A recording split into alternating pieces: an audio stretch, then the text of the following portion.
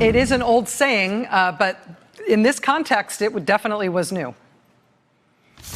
This whole 2-week effort has been a calculated and orchestrated political hit, fueled with apparent pent-up anger about President Trump and the 2016 election, fear that has been unfairly stoked about my judicial record, revenge on behalf of the Clintons, and millions of dollars in money from outside left-wing opposition groups. And as we all know, in the United States political system of the early 2000s, what goes around comes around.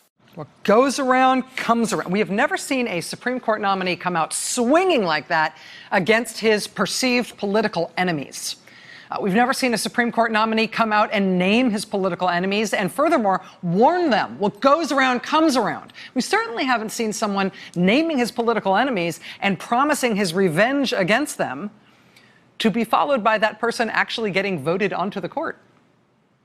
So now we have new questions.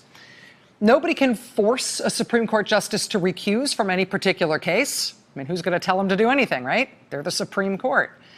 But how does anybody, any American with any connection to what he's now named as his political enemies, how do they handle a potential case before him at the Supreme Court?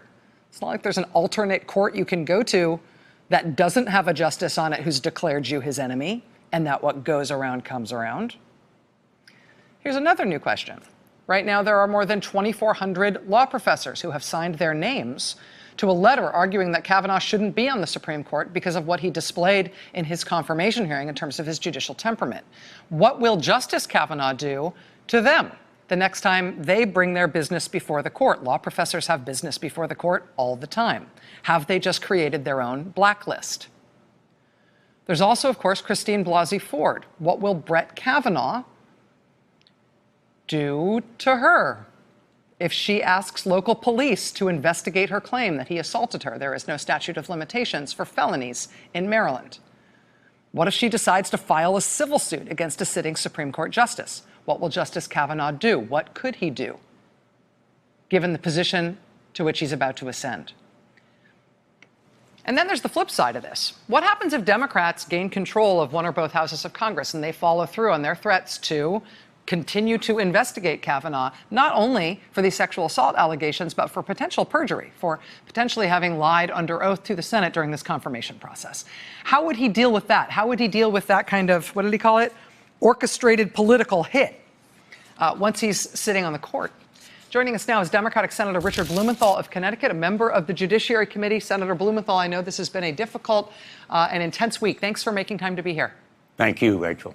First, let me just get your response to the state of play right now and what we're expecting in terms of that confirmation tomorrow afternoon.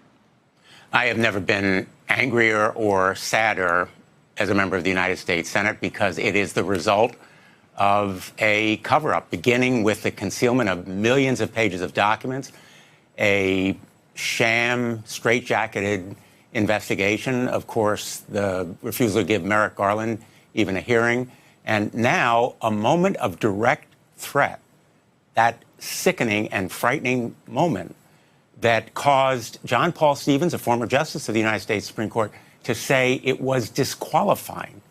And as you mentioned, 2,400 lawyers and professors to say that he was unfit.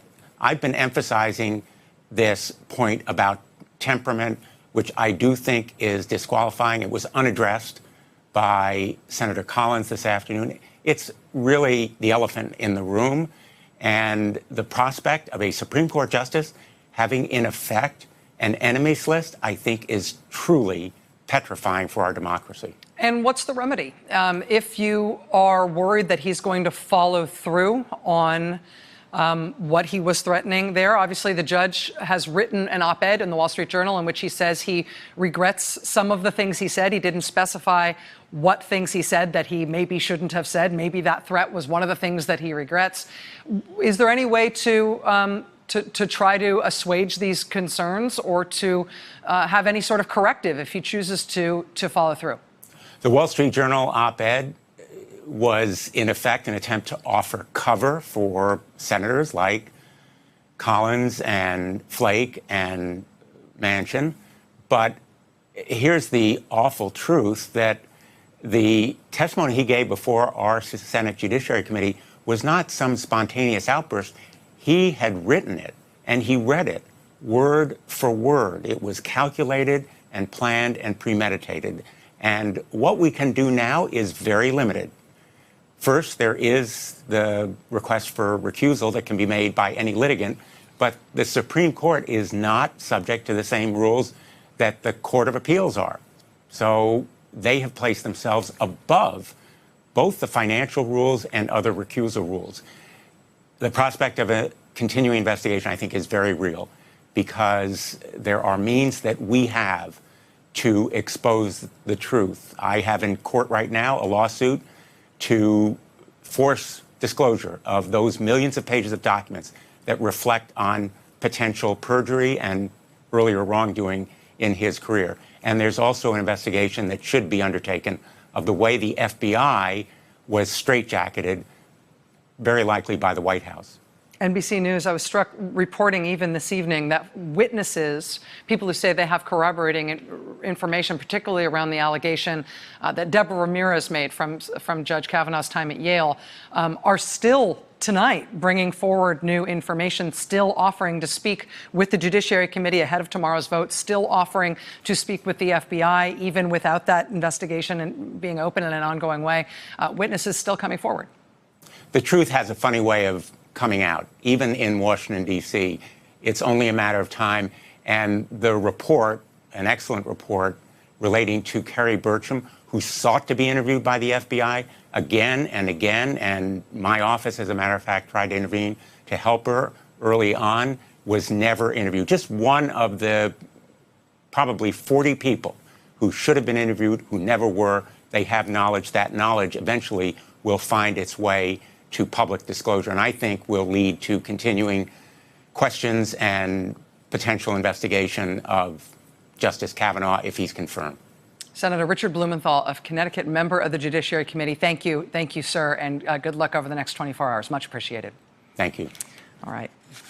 We get to interview senators here, which is a privilege. Very, very rarely get to interview a senator who is plainly livid, as Senator Blumenthal was there tonight. And we'll be right back. Stay with us.